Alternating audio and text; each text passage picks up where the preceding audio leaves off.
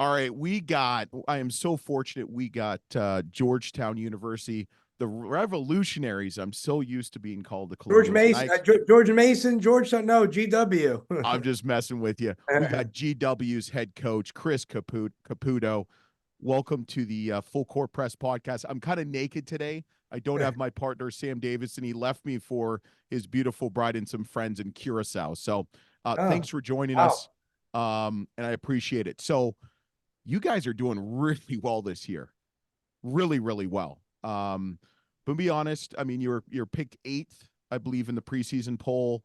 Yeah. I know you had a good team, but man, you guys are doing like some big things over at GW. Are you kind of surprised? I hate asking that to a coach because I know what the answer is going to be as a former college coach myself. But are you kind of surprised that the team is gelling so quickly and so well? No, I think we knew we had one of the best players in the team in James Bishop, but we had a lot of inexperience after that, and so it's really you don't know what to expect, and it's still early in the year, it's early January still, or maybe mid-January, I guess, but um, we got a lot of work to do before we start, putting any sort of defining views on what the season's been. But to this point, I'm pleased with the young group that we have surrounding James. Yeah. Yeah, yeah. 14-3, fourth in the A-10. You got a big game against Coach Martin and UMass coming up. You go on a Yeah. little bit of run, then you play Richmond, who's been doing really well. Yeah. You play Dayton too, which I was at the Dayton Duquesne game. I mean, those are two really good teams. You Yeah. got four players in double digits. And you've gotten some good, you had a really good recruiting class. I read something you're big about the DMV. You brought in Trey Autry, who's averaging just under 7 points a game. I mean, you're playing like really good basketball right now. Yeah. I mean, I think, at GW, for 25 years from 1991 to 2016, was a perennial postseason team. Yeah. Coach Jarvis, NCAA. Yinkadari. Yinkadari. Yeah, Shante Rogers, Yeah. Kadari, that era, made a Sweet 16, was in the tournament quite often. Coach Penders makes the tournament here. Carl Hobbs had them in the top 10 in the country. Following that, Mike Lonergan, wins the NIT in 2016. And so it was done here before by several people. Um, with international players, with players from the DMV. And so, it can be done here again. And, we've got big visions for what we want this to be, wanting it to be more sustainable over time, where it's not just, something that happens once or with one group, but over time with a different group of people. And so, um, we're off to a good start, and I'm happy with where we're at. But again, a lot of work to do, and we're in a great league where there's a lot of commitment in this league to basketball. Mm-hmm. Obviously Dayton's commitment to basketball, VCU's commitment to basketball, those are, St. Louis, even those are legendary in terms of, people at this level and what they put into the program. But I think you'd find it's starting to happen across the board. Everyone's trying to win. Everyone is devoting resources. Everyone's main sport is basketball. And so it's a competitive environment. We've got to be able to compete in every area. Right, right, right. So my connection with GW is I had a buddy, a teammate of mine from Canada named Andre Sola that went to GW. And my high school coach played for Coach Jarvis, Coach Jay at Boston University. Oh So I wow. know them as a close. So when I said Yinkadari, played there a couple years, Yeah. left-hander from Oakville, Ontario, and then went to Drake. But so I know a little bit about GW. So Oh, you went from George Mason to Miami with Coach Larinaga. Um, I remember that George Mason team. You know how I remembered that George Mason team that made the Final Four? It was the band director. he's incredible. He's Wasn't incredible. he Yeah. awesome? Still there. Yeah. Yep. He's unbelievable. Yeah. Doc Nix.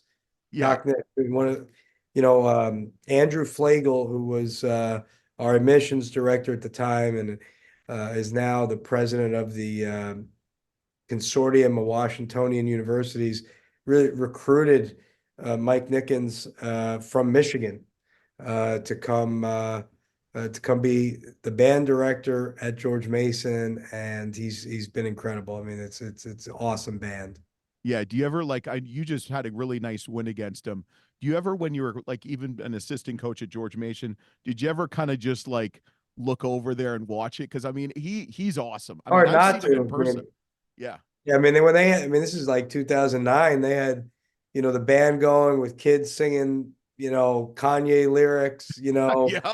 I mean, he was ahead of his time. Yeah. Yeah. Did you ever try to recreate that when you guys went to Miami of Florida? We tried with no luck. I think Coach L tried to get him to come over. I mean, he was trying to recruit him like he was recruiting McDonald's All-Americans. Oh my God, that's hilarious. That's hilarious. Sam would kill me because I asked Coach Gross once at Akron how important the band is. So, but he can't say anything because he's not here. So really don't It's care. important. It's important. Yeah. So obviously you've had some it seems like you've gotten some redshirt transfers Yeah. come in. Maximus Edwards is playing really well. Darren Buchanan Jr. had 38 points against the Lawson Fordham. How I look at NIL and I look at the transfer portal. It's like you're almost throwing darts because especially if you're getting redshirt freshmen, they haven't played. I guess how have they kind of bought into the concept? And then also too, how has your recruiting philosophy changed now that the transfer portal is, 1,600 plus kids, it seems like almost every year? Yeah, I mean, I think we've been fortunate. We were able to take a few of these guys who maybe didn't have a lot on paper, um, and yet, we had belief in them. We studied them, and they've been able to make an impact. And yet, because they've transferred once already, in theory, you might have them for a little bit longer. But I guess if the NCAA allows guys to just come and go as they please, I don't know. I don't think anybody really knows how this will Yeah. shake out. I do know that I'm not against transferring. I'm not against NIL at all. But I do think there's some value in kind of laying some roots somewhere for Hmm. some period of time and maybe fighting through a little adversity and trying to build up a little bit of a legacy somewhere for some amount of time. And Right. it's just it happens at the high school level, it happens at AAU basketball. It's just very frequent that um, they just change. Yeah. In college basketball, that sit out was a deterrent, but it was also a situation where guys are going to graduate if they sit Right. out a year. Right. When this COVID year goes away, uh, I'll be very interested to see how many people who are transferring every year, going to be able to finish college in 4 years. Right. Well, I mean, you've got guys that are going, it seems like, for their doctorate. The one guy in football, he's 7 years. He's going to Eight be years. seven, He was at Miami, that guy. I remember he was at Miami, four, the lineman. four Yeah. schools. I mean, I just don't understand from the academical standpoint how, and obviously at that point, is he really going for a degree? I guess if you're going to go for 7 years, you at least get one degree, right? I mean, You would hope. Yeah. No, I think seven is good. And I think, again, that's the thing once you get rid of this COVID year, when there's not fifth year, then, how many schools are going to take credits? coach, COVID's going on forever, man. Yeah. No, no, no doubt. Yeah. But so I mean, how is your as you are you still focusing? Because I feel like we've had quite a lot of coaches now, and it seems like everybody's recruiting philosophy has kind of shifted. Are you looking more? Are you still recruiting as heavily in the high school scene, the AAU scene? Are you kind of just like, I'm gonna wait till the middle of March? Well, shit, the transfer portal technically already opened with the two kids from Memphis, which Yeah. is crazy. Guys that played what 6 minutes one game and he's going to transfer. I mean, seriously, but Yeah. If they keep the rule, if they allow them to leave, they might leave at halftime, of the game, you no, yeah. I mean, we still want to have young players in the program. I think sometimes there where you might find the market inefficiency where no one's paying attention to those guys and you wind up getting a good player. Hmm. But yeah, I think there's a lot of coaches that are fearful that, from a development standpoint, they're going to move uh, to sign a young player and help develop that player over time. And we know how hard it is for freshmen almost at any level to have success early on. And Right. so you work them, you help guide them, you dive into their development, and then you never see the benefit of that investment because they're gone. So I think Right. they're scared of that for sure. Right. And I think you guys in the A-10, because it's kind of a basketball centric conference, it's not mid major, it's not Power Six or Power Five or whatever. I think you guys are in a really unique spot and maybe keeping guys or getting guys.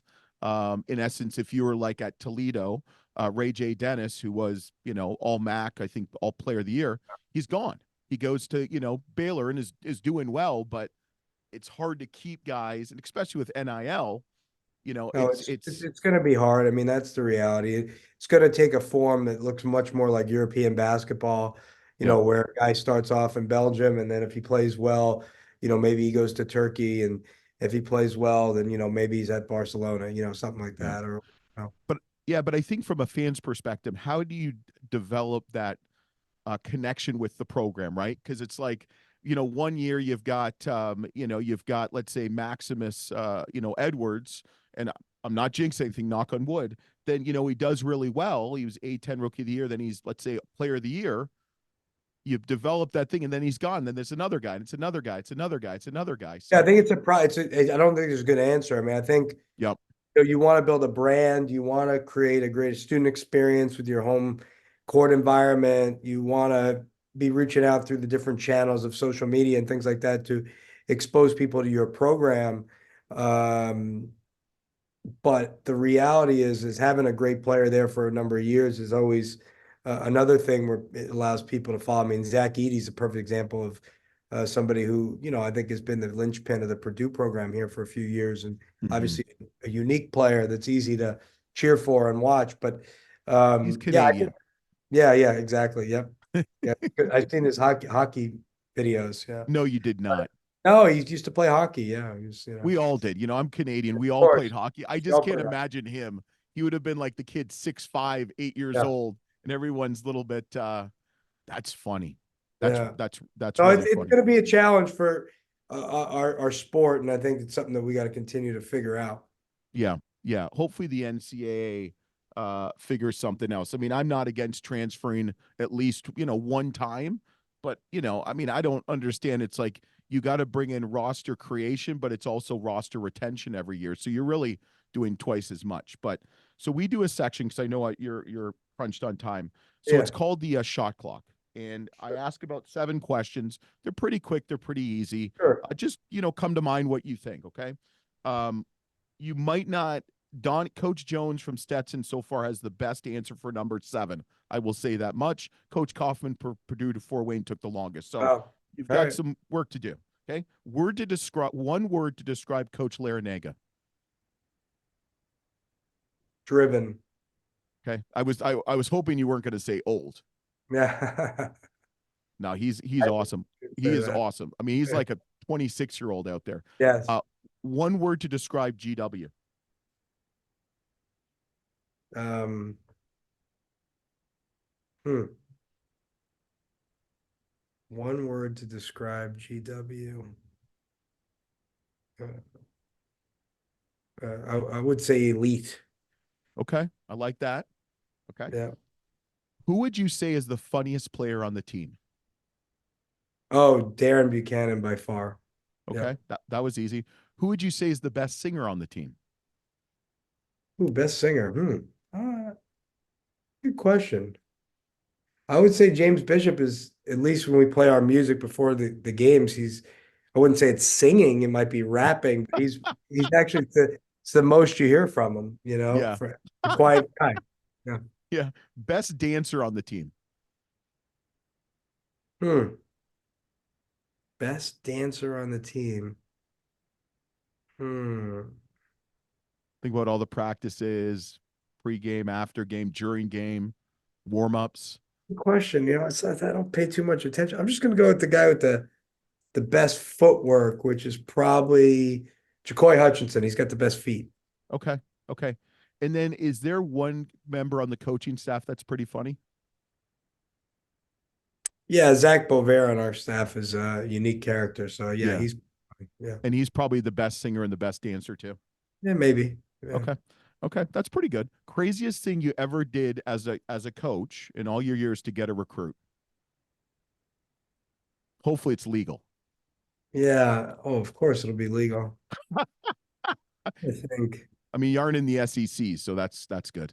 I mean, one of the funniest stories, I don't know if this is crazy, but we were recruiting Dewan Hernandez, who was a McDonald's All-American, was a Hmm. drafted player by the Raptors. You know, we had recruited him for years and years and years because he was a local guy in Miami. And he, you know, you're so concerned about the official visit, like it's got to be perfect now. And he calls and says, Coach, listen, looking forward for my official visit. I got a school trip in the middle of it, though.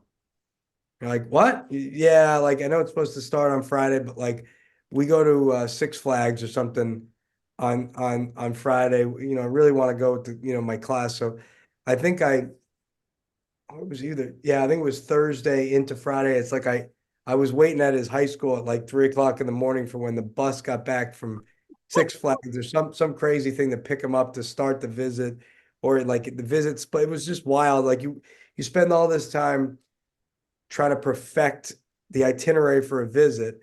And then here's a guy who's a McDonald's All-American, first one in Dade County in 20 years, guy recruiting for years. And he tells her, yeah, I picked that weekend, but I forgot to tell you, I got to go to Six Flags in the middle of it. That's pretty good. I'm surprised you didn't go to Six Flags with them. Yeah, exactly. Yeah. There's probably some college coaches there. Yeah. One word to describe the transfer portal. Chaotic. Okay. Good answer.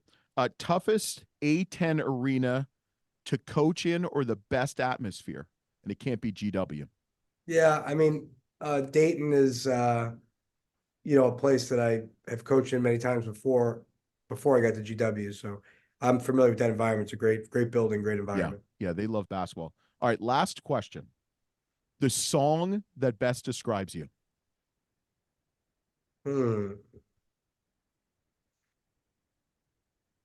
The song, the best. I don't know. I mean, I'm a Frank Sinatra fan. I'll say My Way, you know? Nice. Nice.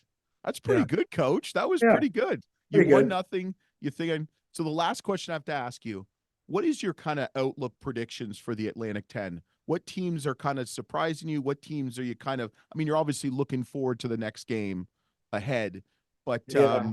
tell me what you like, just kind of your predictions. I mean, obviously, Well, I George think again, Washington.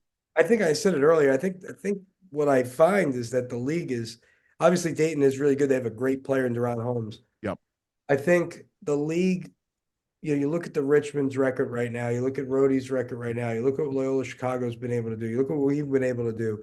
UMass has been able to do. Some of the programs that were picked a little bit towards the back Mm-hmm. um, are showing that they are highly competitive. And even George Mason's non-conference, you know, comes to mind. And so, you know, I just think that there's too many good coaches, too many good programs that are committed to winning. And now that as we've built some stability in these last, you know, 18 months as a Mm-hmm. league in terms of the coaches, I think you're going to find that the A-10 is going to be a multi-bid league. Yeah. The metrics are, I mean, I was at the high major level for 11 years. Like the net is built for the high major programs. It Yep. just is what it is. And they won't tell you what this metric is, but we all know what it is. So Right. that being said, I think when you look at the Atlantic 10, you're going to look at a league filled with 20 win teams that can compete on the highest level. Yeah, I would agree. If they don't get more than, I would think they would get at least 3 to 4 bids. Yeah, With the going current, forward. Yeah, yeah, going forward. So, Coach, I know you're crunched on time. I thank you so much for no joining worries. us on the Full Thanks so Court much. Press podcast. Appreciate it, Thanks, brother. Coach. Thank Yeah, you. you All too, right. man.